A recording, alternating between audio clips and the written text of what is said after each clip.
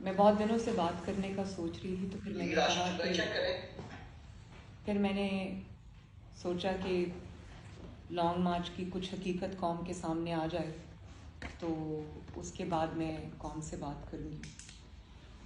سب سے پہلے تو میں صدف نعیم جو ہیں چینل 5 کی رپورٹر، ان کی شہادت پر، کیونکہ وہ لائن آف ڈیوٹی میں شہید ہوئی ہیں، اپنا فرض ادا کرتے ہوئے شہید ہوئی ہیں، جس کا مجھے بے حد افسوس ہے۔ ان کی ماں کو میں نے دیکھا، ان کے 2 چھوٹے بچے ہیں، اللہ تعالیٰ ان کو جنت الفردوس عطا کرے، اللہ تعالیٰ اس کے بچوں کو، اس کی ماں کو، گھر والوں کو صبر عطا فرمائے۔ بہت تکلیف ہوئی ان کی وہ تصاویر دیکھ کر اور وہ ویڈیوز دیکھ کر جو سوشل میڈیا پہ وائرل تھی، لیکن اتنی قیمتی جان گئی، بچوں کی ماں اس دنیا سے چلی گئی، تو میں یہ سوچ رہی تھی کہ یہ لانگ مارچ جس کو وہ کور کر رہی تھی، وہ لانگ مارچ کیا ہے، اس کے مقاصد کیا ہیں؟ یا تو کوئی ایک ایسا شخص یہ کام کرے جس نے، جو اقتدار میں نہ رہا ہو، اس نے عوام سے کچھ وعدے کیے ہوں۔ 4 سال یہ فتنہ جو ہے حکومت میں رہ کر، اس نے کوئی آپ ایریا اٹھا لیں، چاہے وہ اکانومی ہو یا وہ فارن ریلیشنز ہوں یا وہ فارن پالیسی ہو یا وہ گورننس ہو، کون سا ایسا ایک کوئی بھی ایریا ہے جو آپ اٹھا لیں جس میں اس نے ملک کی تباہی نہیں کی؟ اور 4 سال میں قرضے کہاں چلے گئے ملک کے، 4 سال میں اکانومی کتنی زمین کے زیر زمین چلی گئی، اور جو مہنگائی کے حالات ہو گئے، اس شخص کو تو بولنے کے قابل نہیں رہنا چاہیے، اور یہ شخص جلوس لے کر سڑک پہ نکلا ہوا ہے۔ اور پھر کیونکہ ان کے گناہوں کی، ان کے جرائم کی فہرست اتنی لمبی ہے کہ وہ سب اب ان کو عمران پر تکیہ کرنا پڑا۔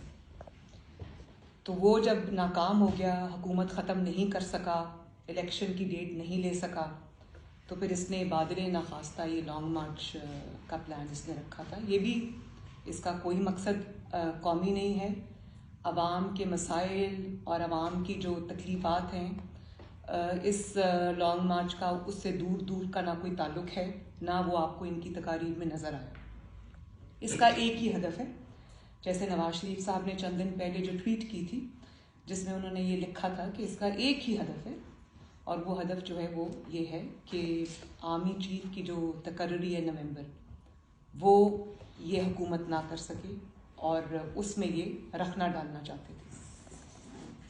یہ اپنی 22 سالہ جد و جہد کی بات کرتے ہیں، لیکن 22 سالہ جد و جہد مشرف کی غلامی سے شروع ہو کر پاشا، ظہیر الاسلام، اور پھر وہ جن کو یہ ہاتھ، ناک، کان، آنکھیں کہتے ہیں، اور جس کے بارے میں پرویز الہی صاحب نے خود یہ کہا کہ یہ ان کی ناپیاں بدلتے رہے، تو یہ سارا انہی پہ ان کا تکیہ ہے، انہی پہ دار و مدار ہے ان کا۔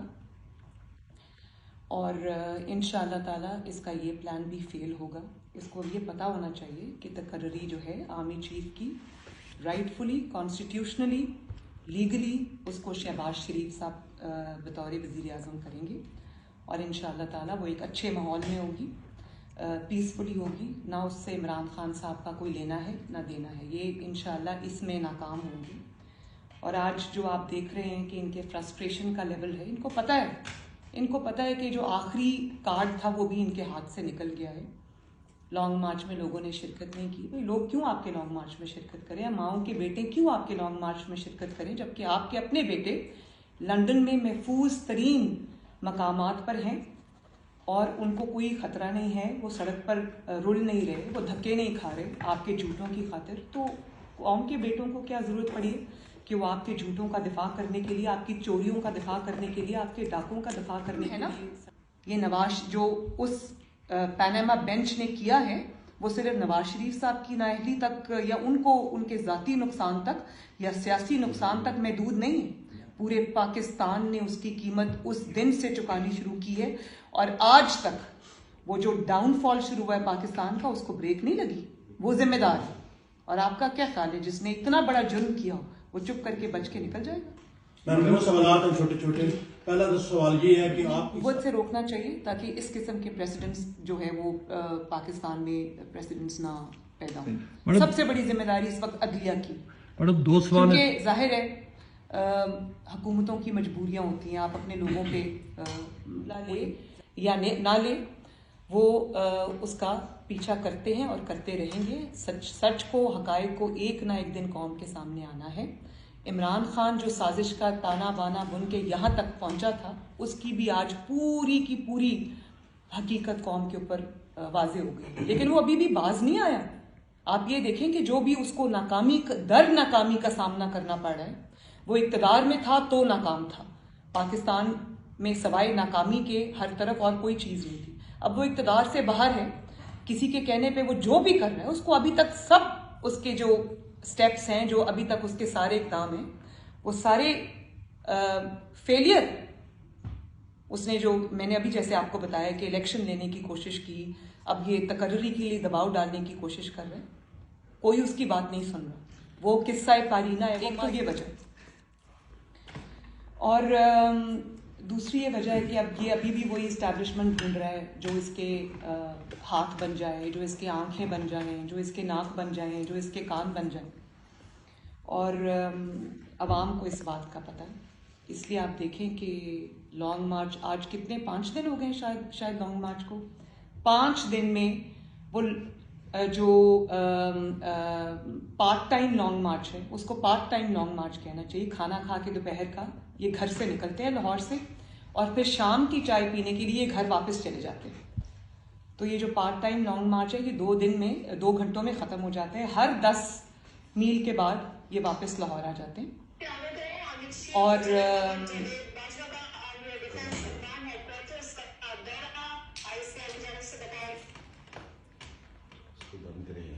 پانچ دن سے یہ جو لانگ مارچ ہے یہ لاہور میں ہی پھنسا ہوا ہے, لاہور سے باہر نہیں نکل سکا. اور کل ہم یہ سن رہے تھے کہ یہ لانگ مارچ جو ہے وہ ابھی 9-10 دن میں بھی نہیں پہنچے گا اسلام آباد. تو بھائی جب آپ 3 بجے دوپہر کو شروع کر کے شام کو 6 بجے لانگ مارچ ختم کر دیں گے, وہ تو مہینہ نہیں پہنچے گا. اس کا یہ تو مطلب نہیں آپ ٹریفک سے, چلتی ہوئی ٹریفک سے خطاب کر رہے ہوتے ہیں اور کوئی مجمع نہیں ہوتا آگے, کوئی بس چند لوگ جو آپ کے کنٹینر کے آگے پیچھے ہوتے ہیں وہ ہوتے ہیں, اور اس کے بعد وہ جو وہاں سے ٹریفک آ رہی ہوتی ہے وہ ٹریفک کے رش کو آپ دکھا رہے ہوتے ہیں کہ یہ اس کا لانگ مارچ ہے. تو بھائی اس طرح تو 1 مہینہ بھی لانگ مارچ نہیں پہنچے گا, کیونکہ 2-3 گھنٹے روز لانگ مارچ وہ ایسی کوئی ایکٹیویٹی ہے 2-3 گھنٹے بعد وہ ختم ہو جاتی. تو آج سنا ہے کہ گجرانوالہ میں لانگ مارچ اپنا پورا دن سپینڈ کرے گا. تو گجرانوالہ کے شہری تو نہ صرف بہت عقل اور شعور رکھتے ہیں بلکہ جذبہ بھی رکھتے ہیں اور سیاسی دانش بھی ہے ان کو. تو گجرانوالہ کے شہریوں کو میں یہ ضرور کہوں گی کہ جو گھنٹہ گھر ہے ان کا وہاں پر, اس پہ ذرا جو گھنٹہ گھر پہ گھڑی لگی ہوئی ہے اس کی ذرا حفاظت کریں, کیونکہ گھڑی چور جو ہے وہ گجرانوالہ میں پھر رہا ہے. اور آپ یہ دیکھیں کہ جس شخص نے اتنے بڑے بڑے جھوٹ بولے, سفاکی سے بولے, چالاکی سے بولے کہ انہوں نے پاکستان کی سیکیورٹی کو, پاکستان کی جو ایک بیرونی ممالک سے تعلقات تھے اس کو, پاکستان کی اندرونی اسٹیبلٹی کو اس نے داؤ پہ لگا دیا ان جھوٹوں نے. اور اتنے بڑے بڑے سنگین وہ جھوٹ تھے کہ ان کے اس کا سچ بتانے کے لیے جو ڈی جی آئی ہیں, D G I S P R ہیں, ان کو میدان میں آنا پڑا, ان کو اپنی خاموشی توڑنی پڑی, ان کو سچ قوم کے سامنے رکھنا پڑا. یہ جو ڈی جی آئی ایس آئے ہیں ان کے بارے میں یہ مشہور ہے کہ یہ وہ جو ایک گلیمر گلٹس توجہ سے دور رہتے ہیں اور اپنی تصویر بھی یا اپنی ویڈیو بھی آنے نہیں دیتے. تو ایک ایسے پروفیشنل شخص کو جب قوم کے سامنے آ کے سچ بتانا پڑا تو آپ کو اس سے حالات کی سنگینی کا ادراک ہوگا کہ کتنے جھوٹ اس نے بولے ہیں جس سے قوم کو نقصان ہوا ہے, ملک کو نقصان ہوا ہے. اور پھر آپ یہ دیکھیں کہ جن کو یہ کہتا رہا کہ میں رات کے اندھیرے میں جن کے پاؤں پکڑتا ہے, دن کے اجالے میں یہ ان کے گریبان پکڑتا ہے. اور پھر جو ملاقات اس نے پریزیڈنسی میں عارف الوی صاحب کی موجودگی میں کی, उस मुलाकात का इसने कौम को नहीं बताया, कौम को ये दर्स देता रहा कि ये मीर जाफ़र हैं, मीर सादिक हैं, ये जानवर हैं, ये ऐसे हैं, और उन्हीं से रात के अंधेरे में चुप करके मिलता है। और वो DGISI आके रिवील करते हैं, खबरें तो फैली हुई थी, लोगों को पता था इनकी मुलाकात हुई है, और लोगों को ये कोई और झांसे देता रहा, रात को छुप छुप के मिलता रहा। वो तो फिर भांडा तो फूट गया, इसने तो फिर भी आवाम को सच नहीं बताया, ना इसने अपनी पार्टी को सच बताया, ना इसने अपनी पार्टी के मेंबर्स को सच बताया। वो तो जब कौम के सामने सच आ गया तो इसके पास तो उन वो जो सच हैं उनका कोई जवाब नहीं है। कौम इतनी देर से इंतज़ार कर रही है, हम इंतज़ार कर रहे हैं कि जो इल्ज़ामात इसके ऊपर लगाए गए हैं, जो संगीन हकायक बताए गए हैं, उसका कोई जवाब आएगा। लेकिन जवाब नदारत, उसकी वजह ये कि जवाब है नहीं। सारा जोर इसीलिए रखा हुआ है गाली गलोच के ऊपर, ओए फलां मैं तुम्हें नहीं छोड़ूंगा, मैं तुम पे 10 अरब का हर्जाने का दावा करूंगा, चीफ इलेक्शन कमिश्नर इनका ज़ाती नौकर है। आपको शर्म आनी चाहिए ऐसी बात करते वक्त।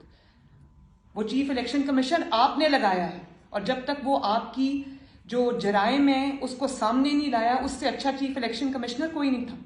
और आज जब उसने हकायक, उसने कोई कहानियां नहीं गढ़ी तुम्हारी तरह, कोई इकामा पर नाअहली नहीं हुई, आज उसने हकायक कौम के सामने रखे हैं कि तुमने ये चोरी की है, तुमने मनी लॉन्ड्रिंग की है, तुमने तोशा खाना का माल लूटा है, वो उसने कौम के सामने रखा। तुम कहते हो मैं 10 अरब का हर्जाना करूंगा, किस चीज का हर्जाना करोगे? हर्जाना करोगे वो जीत जाएगा, क्योंकि उसने सच्चाई लिखी, उसने हकायक लिखे, उसने सबूत दिए उसके।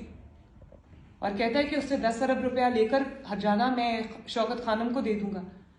तो ये नहीं बताया कि जब मैं 10 अरब का हर्जाना लेकर शौकत खानम को दे दूंगा तो उसके बाद वही हर्जाना मैं शौकत खानम से लेकर अपनी जेब में डाल दूंगा, क्योंकि आप यही करते आए कि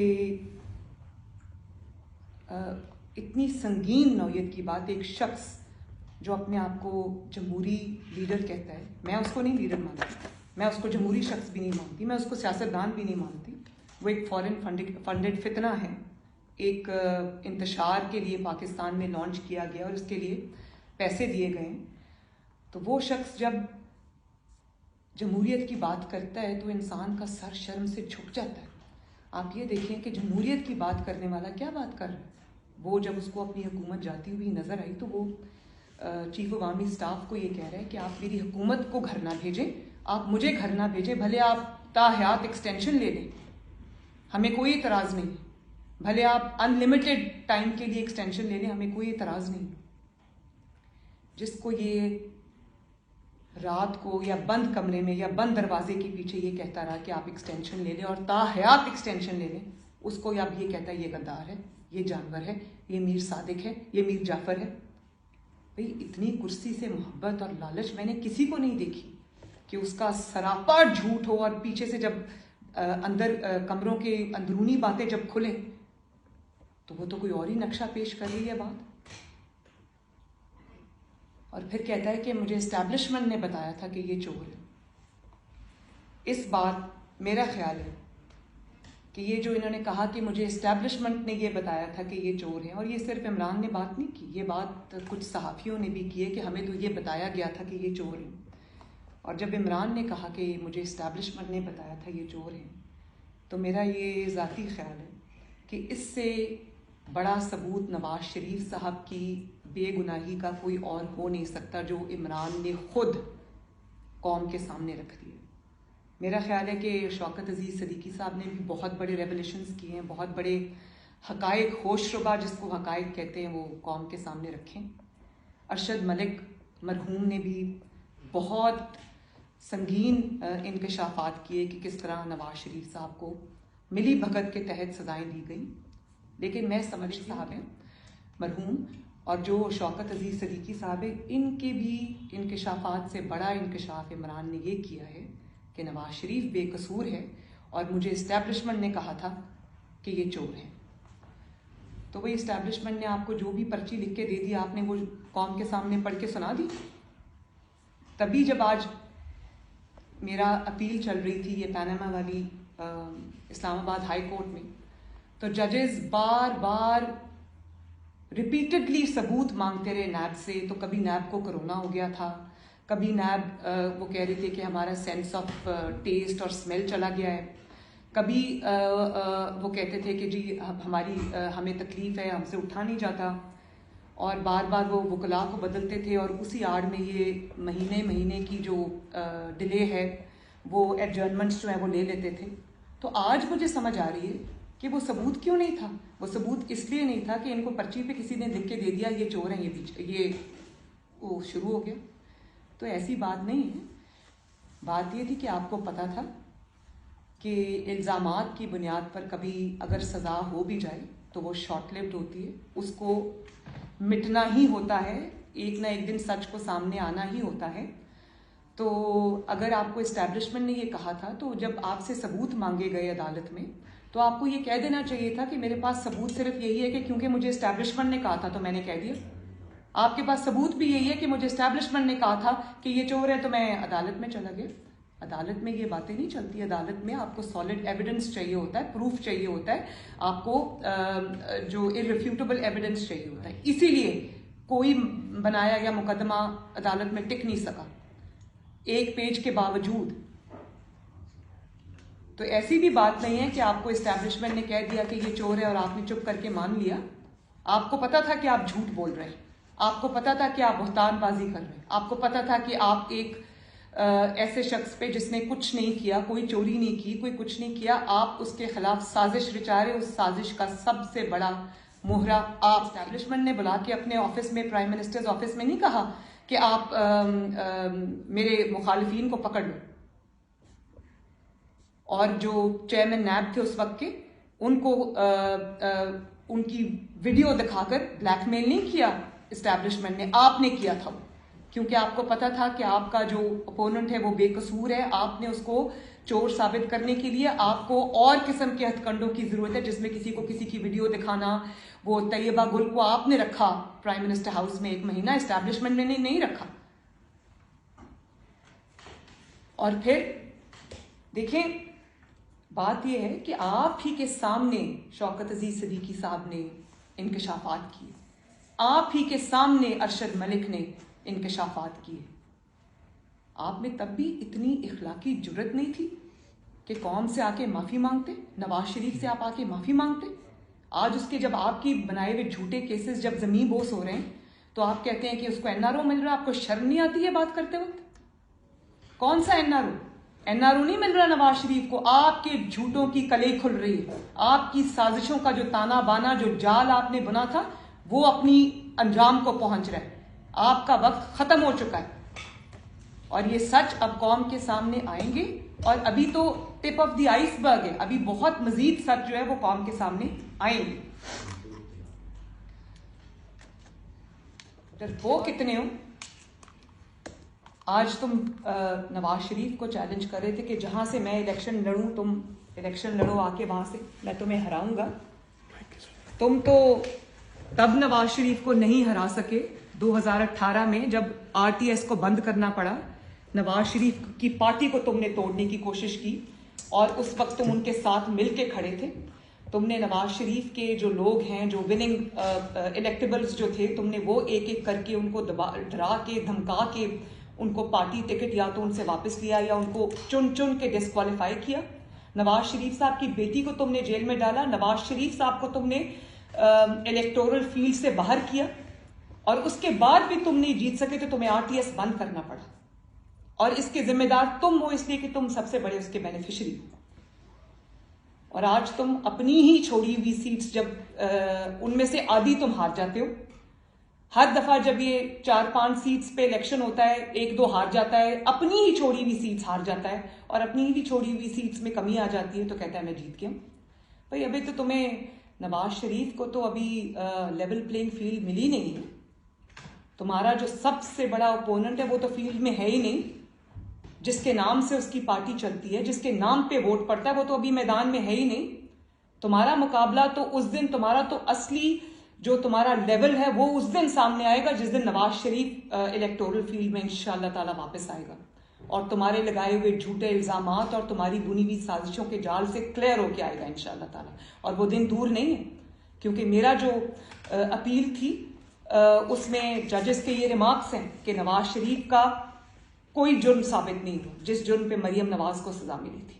تو ابھی تو تم انتظار کرو, تمہارا کچا چٹھا ابھی جو رہ گیا وہ بھی قوم کے سامنے آئے گا انشاءاللہ. پاکستان کے ایک بڑے جرنلسٹ تھے, ان کا جن حالات میں مرڈر ہوا ہے کینیا میں, اور جو اس کے پیچھے عوامل آ رہے ہیں, اور کہا گیا عمران خان صاحب نے خود تسلیم کیا کہ انہوں نے انہیں کہا کہ آپ باہر جائیں. دوسرا جو تھریٹ الرٹ تھا وہ بھی اب جعلی اور فرمائشی ثابت ہو رہا ہے. ارشد شریف صاحب کی جو موت جن حالات میں, اور جن کا وزیر قانون نے بھی کہا کہ ان کے تانے بانے جناب عمران خان صاحب سے ملتے ہیں, ان کا نام آ رہا ہے. تو یہ ایک چوری ڈکیتی سے آگے بات کی, پاکستانی سیاست میں ایک ڈفرینٹ ایلیمنٹ اب آ گیا ہے. اس پہ آپ کی حکومت کیا کرنے جا رہی ہے, یا آپ کے پرسنل ویوز کیا ہیں کہ صحافیوں کے تحفظ کے لیے یا صحافیوں کے ساتھ یہ ظلم ہوا ہے, اور خاص طور پہ دوسرا صدف نعیم کے ساتھ بھی کہا جا رہا ہے کہ دھکا دیا گیا ہے کنٹینر پہ, اس کے ساتھی رپورٹرز کہہ رہے ہیں دھکا دیا گیا, اور جن حالات میں اس کے خاوند سے سائن کروائے گئے ہیں تھانے میں بیٹھ کے. ان دونوں چیزوں پہ کائنڈلی, کیونکہ صحافی اس پہ کافی فکر مند بھی ہیں دونوں چیزوں پہ. بالکل میں آپ کی بات سے ایگری کرتی ہوں. ارشد شریف صاحب کا قتل بڑے وہ مخالف تھے یا کس طرح بھی تھے, لیکن اس کا انجام یہ نہیں ہونا چاہیے تھا. بہت افسوس ہوا, اور میں نے سنا ان کے بچے بھی کچھ کی میں نے تصاویر دیکھی, تکلیف ہوئی دل کو. لیکن دیکھیں بات یہ ہے کہ جب ARY کے جو مالک ہیں سلمان اقبال صاحب, جب ان سے سوال پوچھے گئے, جب سوال اٹھے, میں کسی پر, کیونکہ ابھی کچھ ثابت نہیں ہوا, اس پہ کمیشن بن گیا, وہ اپنی انویسٹیگیشن کرے گا بھی, اس میں حقائق سامنے آئیں گی. ان حقائق کے سامنے آنے تک میں کسی پہ الزام, اتنا سنگین الزام میں نہیں لگا سکتی. لیکن جس طرح سے ان کی ڈیتھ کا فائدہ اٹھایا گیا, سیاسی فائدہ اٹھایا گیا, اس سے مجھے تکلیف ہوئی.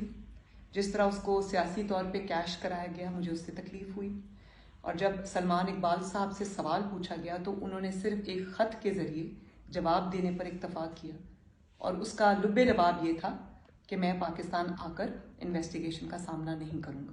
تو جب آپ ایسی بات کریں گے تو آپ پہ سوال تو اٹھیں گے.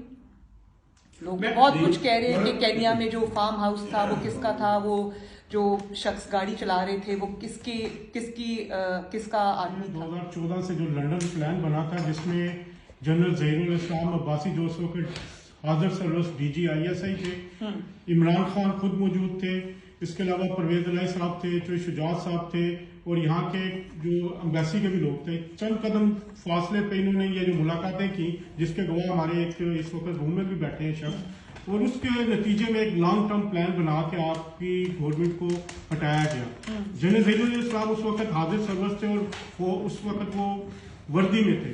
کیا آپ سمجھتے ہیں کہ جو وہ پلان کیا گیا تھا اس وقت سے لے کے اب تک, اس کی وجہ سے پاکستان کو یہ سب کچھ آج تک جو سیاسی ٹرمائل اور دوسری چیزیں سہنا پڑی, اور جو لوگ اس سازش میں ملوث تھے, آپ کھل کے تو بات آ رہی ہے اب سامنے, کیا آپ سمجھتے ہیں کہ اس پہ تحقیقات ہونی چاہیے, ان لوگوں کو سزا ملنی چاہیے, جو چاہے وہ عدلیہ سے وہ لوگ تھے, جس میں ثاقب نثار صاحب کا نام بھی آتا ہے, اور جو ایک پلان کیا گیا تھا اس پہ آپ کا کیا موقف ہے, PMLN کا کیا موقف ہے, کہ جو تاکہ آئندہ اس قسم کی سازش کا راستہ روکا جائے, اور ادارے نے بھی کہہ دیا کہ وہ اب نیوٹرل ہے.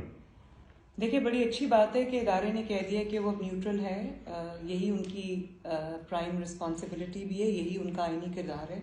خوش آئند ہے کہ اگر انہوں نے یہ فیصلہ کیا ہے اور وہ اس پہ قائم ہے, یہ اچھی بات ہے. لیکن دیکھیں بات یہ ہے کہ آپ نے بات کی کہ کیا ان کی سزا ہوگی, کیا ان کا نام لیا جائے گا, یا کیا ان کو اپنے کیفر کردار تک پہنچایا جائے گا. تو میں آپ کو صرف ثاقب نثار کی مثال دی تھی. ثاقب نثار نے کسی کا مورا بن کے, اس نے جو انصاف تھا اس کا قتل کیا. اس نے ایک بے گناہ کو نہ صرف یہ کہ اقامہ پر نکالا بلکہ بیٹے سے تنخواہ نہ لینے پر نکالا, اور وہاں پر اکتفا نہیں کیا, وہ انہوں نے نواز شریف کو مسلم لیگ نون کی صدارت سے بھی ہٹا دیا. ہر 3-4 ہفتے بعد نواز شریف کو ایک نئی سزا سنائی جاتی تھی. آج کہاں ہے وہ ثاقب نثار صاحب؟ آج وہ کسی سماجی محفل میں جانے کے قابل بھی نہیں ہے. وہ جہاں جاتے ہیں چھپتے پھرتے ہیں لوگوں سے. وہ یہ جو اعمال ہوتے ہیں نا انسان کے, جو گناہ ہوتے ہیں, جو جرائم ہوتے ہیں, یہ انسان کا جس طرح آپ نے کہا کہ PMLN میاں صاحب کا بھی کل ٹویٹ تھا کہ تعداد جو مرضی کر لے عمران خان, آج آپ نے اس کو نیا نام دے دیا لانگ مارچ کو, پارٹ ٹائم مارچ. اگر تعداد بڑھتی ہے اسلام آباد جا کے, تو PMLN کا یہ حتمی فیصلہ ہے کہ عمران خان سے کسی قسم کی کوئی بات نہیں ہوگی, یا اس پہ کوئی دیکھیں اس میں دو چیزیں، آپ نے بڑا اچھا سوال پوچھا ہے. میاں صاحب نے کہا کہ بھلے 2000 لوگ ہوں یا 20,000 لوگ ہوں یا یہ 2 لاکھ لوگ بھی لے کے آ جائیں، جتھوں کی بات نہیں سنی جائے گی. ان کا ایجنڈا قومی نہیں ہے، ان کا ایجنڈا جمہوری نہیں ہے. تو جب جس شخص کا اور جو ان کی جو ابھی آپ باتیں سن رہے ہیں کہ اسلحہ پلان کر کے لے کے آ رہے ہیں اور خون، اور خود اس نے کہا کہ خونی انقلاب سے آپ نے کرنا ہے، یا سیدھی طرح میری بات، جو شخص مطلب جمہوری شخص کا خونی انقلاب سے کیا تعلق، یہ بتائیں مجھے. جو شخص خونی انقلاب کی بات کرتا ہے اس کا جمہوری اصولوں سے تو دور کا بھی واسطہ نہیں. کہ سپریم کورٹ سے ابھی ہمیں پتہ چلا ہے کہ سپریم کورٹ نے پابندی اٹھا لی ہے، تو آپ کا کیا خیال ہے لوگ وہ چیز بھول گئے تھے؟ آپ نے کل لکھ کر دیا سپریم کورٹ کو اتنا بڑا جھوٹ، اور افسوس مجھے یہ نہیں کہ آپ نے جھوٹ بولا ہے، افسوس مجھے صرف اس بات کا ہے، میں آپ سے سچ ایکسپیکٹ ہی نہیں کرتی. آپ کی پرورش بھی جھوٹوں میں ہوئی ہے، آپ کی سیاسی ٹریننگ بھی جھوٹوں میں ہوئی ہے، آپ کی سیاسی پرورش جھوٹوں میں ہوئی ہے. آپ جھوٹ نہ بولے تو آپ ایک دن کسی سیاسی میدان میں ٹک نہیں سکتے. مجھے اس کا افسوس نہیں ہے اور نہ مجھے اس پہ کوئی حیرانگی ہے، کیونکہ آپ کا کام ہی جھوٹ بولنا ہے. مجھے افسوس یہ ہے کہ اس جھوٹ کی کوئی پکڑ نہیں ہے. مجھے افسوس اس بات کا ہے کہ جب عدالت نے یہ کہہ دیا کہ ہو سکتا ہے کہ عمران خان کو خبر نہ ملی ہو، تو آپ نے، اب عدالت نے یہ کہہ دیا تھا تو عمران خان کوئی پاگل تھا وہ یہ کہتا کہ جی نہیں مجھے خبر مل گئی. اتنا سچ بولنے کا حوصلہ تو آپ میں ہے نہیں. بات یہ ہے کہ عدالت کو اس کا نوٹس لینا چاہیے اگر انہوں نے ابھی تک اس جھوٹ کا نوٹس نہیں لیا، اور اگر اس طرح کے جھوٹوں کا، اس قسم کے لفظ باتوں کا، اس طرح کے پروپیگینڈے کا، اس قسم کی سازشوں کا، اس قسم کے فتنے کا نوٹس عدالت نہیں لے گی، تو اس طرح کے کیریکٹرز، اس طرح کے کردار، اس طرح کے گھنونے کردار جو ہے وہ پاکستان میں پیدا ہوتے رہیں گے.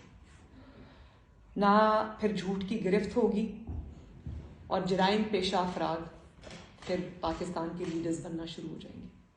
جی الیکٹورل میدان میں 2018 میں، بلکہ عمران کے 4 سالہ اقتدار میں انہوں نے عمران کو نہ صرف ہر انتخابی میدان میں شکست دی بلکہ اس کو پارلیمنٹ میں بھی شکست دی. ابھی اس کی حکومت ختم ہو گئی ہے، آئینی طریقے سے ہوئی ہے، اور نواز شریف آج الحمدللہ فاتح ہے. اور یہ شخص، اس کی قسمت میں اب یہی رونا دھونا اور سڑکوں کی دھول چاٹنا لکھا ہے. میڈم بہت سارے لوگ، میڈم ایک سیکنڈ آپ فرمائیے. جی بہت شکریہ دیدی. سوال میرا یہ ہے کہ اب تو اس میں کوئی شک نہیں ہے کہ عمران خان نیازی جو ہیں وہ اقتدار کے لیے، چاہے وہ مارشل لا لگانا چاہتے ہیں، ایٹم بم گرانا چاہتے ہیں یا لاشوں کے ڈھیر لگانا چاہتے ہیں، اب یہ بڑی بات نہیں رہی پاکستان کی سیاست میں یا عمران خان کی جانب سے یا تحریک انصاف کی جانب سے میڈیا میں. سوال یہ ہے کہ اگر یہ مصنوعی خونی انقلاب کی طرف بڑھتے ہیں اور کرائے کے جو لوگ ہیں، جیسا کہ آڈیو لیک ہوئی کہ لوگوں کو بندوقوں کے لیے اور بندوں کے لیے کہا جا رہا ہے، اس پر کیا پی ڈی ایم میں یا جو حکومت ہے اس میں مشاورت ہوئی، حکومت کی اور اداروں کی آپس میں مشاورت ہوئی کہ اس اگر مصنوعی انقلاب کو، خونی انقلاب کو جسے کہا جا رہا ہے، اگر یہ بڑھتا ہے اپنی عملی شکل کی طرف تو اس کا پھر رکاؤ کیسے ہوگا؟ دیکھیں بات یہ ہے کہ اس قسم کے جتھوں کو روکنا، اس قسم کی سازشوں کو روکنا، اس قسم کے پولیس کو روکنا پوری قوم کا فرض ہے اور ہر ادارے کا بھی فرض ہے. جو فرائض انٹیریئر منسٹری کے، حکومت کے ہیں وہ ضرور پورے کرے گی. رانا ثناء اللہ صاحب، جن کو یہ حکیم کہتے ہیں، حکیم رانا ثناء اللہ صاحب نے اپنا پورا بندوبست کیا ہے، لیکن اس سارے ملک کے تحفظ کے لیے، اسلام آباد کے تحفظ کے لیے، پاکستان کی اسٹیبلٹی کے تحفظ کے لیے سب سے بڑی ذمہ داری اس وقت جوڈیشری پہ، اور جوڈیشری میں، سپریم کورٹ میں یہ کیس ہے.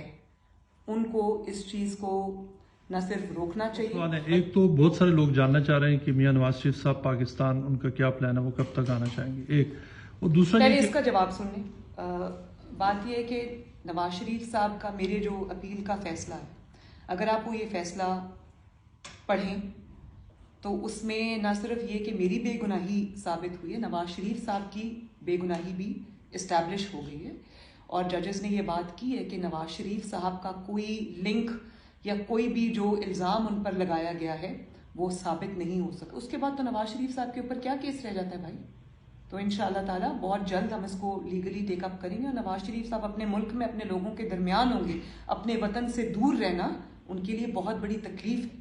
اچھا, دوسرا سوال اس کے ساتھ یہ تھا کہ جو عمران خان صاحب بات کریں کہ انہیں اسٹیبلشمنٹ نے کہا کہ آصف علی زرداری اور نواز شریف اور ان کے جو یہ دو پارٹیز ہیں کہ یہ چور ہیں, کرپٹ ایٹسٹرا, جو اب وہ مانیں. اس سے پہلے جو بہت سارے میڈیا کے لوگ بھی یہ کہہ چکے ہیں کہ انہیں اسٹیبلشمنٹ نے ایکچولی مس لیڈ کیا. بعض نے تو کہا کہ ان کو مس لیڈ کیا گیا.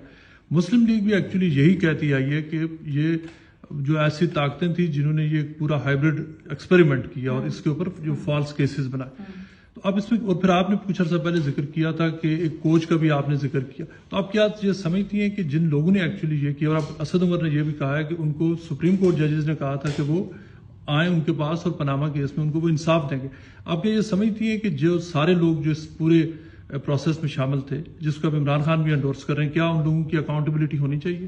دیکھیے, صرف اسد عمر صاحب نے یہ بات نہیں کی, یہ بات پوری قوم کے سامنے تب بھی آئی تھی جب جسٹس کھوسا نے جب عمران خان اپنا کوئی لانگ مارچ تب بھی کوئی اناؤنس کر کے بیٹھے ہوئے تھے. وہ کیا مارچ کا نام دیا تھا انہوں نے تب, اس کو لاک ڈاؤن کا نام لیا تھا. تو انہوں نے کہا کہ انہوں نے عمران کو کہا, عمران کے منہ سے نکل گیا ہے تو یہاں سے خالی نا, اس کے منہ سے نکل گیا کہ کسی انٹرویو میں, آئی تھنک ARY کو انٹرویو یہ دے رہے تھے, ارشد شریف صاحب کو دے رہے تھے, ان کو انہوں نے انٹرویو دیا اور ان کو کہا کہ جی مجھے تو جسٹس کھوسا نے کہا کہ تم کیا ادھر ادھر پھر رہے, میرے پاس لے کے آؤ, میں کرتا ہوں.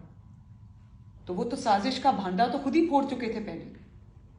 تو یہ تو نہیں ہو سکتا کہ آپ جرم کریں اور اتنا سنگین جرم کریں, ایک بے گناہ کو آپ سزا دیں. اور دیکھیں نواز شریف کی اور پاکستان کی سزا ساتھ ساتھ چلی ہے. نواز شریف صاحب نااہل ہوئے, پاکستان میں تباہی آنا شروع ہو گئی. آپ نواز شریف سے جتنے بھی انڈیکیٹرز ہیں, اکنامک انڈیکیٹرز یا پولیٹیکل سٹیبلٹی کے انڈیکیٹرز, آپ تب کے اٹھا لیں 2017 تک کے اور آج کے آپ اٹھا لیں. پاکستان نوز ڈائیو کیا نواز شریف صاحب کی نااہلی کے بعد. پاکستان اور نواز شریف اکٹھے نیچے گئے, یہ آپ کو پتا ہونا چاہیے. خان کے لانگ مارچ کو مسترد کیا ہے, عوام نے مسترد کیا ہے. ضمنی الیکشن میں وہ اپنی 2 سیٹیں جیتی ہوئی ہار گئے. ان کی بہتری کے لیے حکومتی کارکردگی پر کوئی آپ نے بات نہیں کی, کیا یہ عوام کے ساتھ زیادتی نہیں ہے؟ اور دوسرا سوال یہ ہے, ایک منٹ دیکھیں, حکومتی کارکردگی کی جو بات ہے وہ پوری قوم کو نظر آ رہی ہے. جو آپ دیکھ رہے ہیں کہ جب سے اسحاق ڈار صاحب واپس آئے ہیں, ڈالر کو بھی بریک, نہ صرف بریک لگی ہے بلکہ ڈالر 25-26 روپے پیچھے گیا ہے. یہ ہے مسلم لیگ نون کی کارکردگی. مہنگائی کو بریک لگی ہے. اس کے بعد آپ کے جو ادھر ادھر سے جو بلاکیجز تھیں وہ دور ہو رہی ہیں, پاکستان کو پیسہ مل رہا ہے. اور اس کے بعد آپ یہ دیکھیں کہ کل جو شہباز شریف صاحب نے ایک تاریخی کسان پیکج کا انہوں نے اناؤنس کیا, یہ مسلم لیگ نون کی جو حکومت ہے اس کا, یہ میں تو آج سیاسی گفتگو کر رہی ہوں نا, حکومت جو ہے وہ اپنے کام میں جٹی ہوئی. آج بھی شہباز شریف صاحب چائنا گئے, ملک کی خاطر گئے. انشاءاللہ تعالیٰ ملک کے لیے بہتری کچھ ہو کے آئے گی اس میں. پھر آپ یہ دیکھیں کہ جب سے مسلم لیگ نون آئی ہے, مسلم لیگ نون کے تمام ملکوں کے ساتھ, جس میں عمران خان کی ناعقبت اندیشی اور اسٹوپڈیٹی نے اور اس کی ایگو نے لڑائیاں کرا دی تھی تمام دوستوں کے ساتھ, ان کو دشمنوں کی صف میں لا کے کھڑا کر دیا تھا, تو آج ان کے ساتھ تعلقات کی بحالی ہو گئی. یہ بہت بڑی اچیومنٹ ہے چند ماہ میں مسلم لیگ نون کی.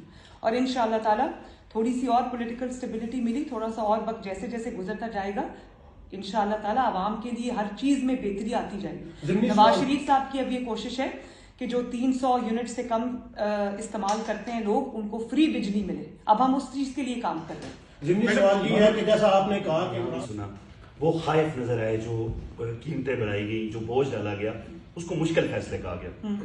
اب جب سے ڈار صاحب واپس گئے ہیں, اسحاق ڈار صاحب, جس طریقے سے ڈالر نیچے آیا, تو کیا اب میاں صاحب کی کیا محسوسات ہیں اس حوالے سے؟ پر امید نظر آ رہے ہیں کہ وہ کنٹرول کر لیں گے چیزوں کو؟ دیکھیں, سب سے بڑی بات یہ ہے کہ نواز شریف صاحب کسی بھی سیاسی مفاد سے زیادہ, کسی بھی حکومت سے زیادہ کیا چیز ان کو عزیز ہے, جو کہ نواز شریف صاحب کو نہیں, ہر پولیٹیکل لیڈر کو, ہر جماعت کے سربراہ کو ہونی چاہیے, ہر عوامی نمائندے کو ہونی چاہیے, وہ ہے عوام کی فلاح و بہبود اور ان کی بہتری, ان کی تکلیفات سے ان کو نجات دینا, ان کی تکلیفات میں جو ہے وہ کمی لے کر آنا. تو نواز شریف صاحب کا مفتاح اسماعیل صاحب سے نہ کوئی ذاتی کوئی رنجش ہے, نہ کوئی جھگڑا ہے. ان کی بات ہی, ان کا 1 پوائنٹ ایجنڈا تھا کہ مہنگائی مت کرو, پیٹرول اور ڈیزل کی قیمتیں مت بڑھاؤ, डॉलर को कंट्रोल करो, क्योंकि डॉलर से इन्फ्लेशन कंट्रोल होती है, वरना वो इन्फ्लेशन जो है वो भी स्काई रॉकेट करती है। तो उनका यही था, उनका एक ही, और आज भी यही है। और जाहिर है आज जब डॉलर की जो पाकिस्तानी रुपए की जो वो पाकिस्तानी रुपया जो मुस्तहकम हुआ है, डॉलर नीचे आया है, उससे महंगाई पे फर्क पड़ा है। और आप ये देखिए, जब से सागदार साहब आए हैं, पेट्रोल की डीजल की कीमतों में इजाफा नहीं हो रहा। तो ये इससे बड़ी खुशी की और नवाज शरीफ साहब के लिए और हम सब के लिए और क्या बात है कि अवाम की जो, और मैंने ये सुना है कि, और इसका बहुत सख्त नोटिस नवाज शरीफ साहब ने लिया था, जो लोगों को बिजली के महंगे बिल आए और जो ज़्यादा बिल आए, उसका उन्होंने बहुत नोटिस लिया। मुझे अब बहुत लोगों ने आके बताया कि इस महीने और पिछले महीने के जो बिल थे उनमें किसी कदर बहुत हद तक कमी आई है। तो ये इससे बड़ी खुशी की और क्या बात होगी कि मैडम यही हमारा मकसद है। मैडम मुस्लिम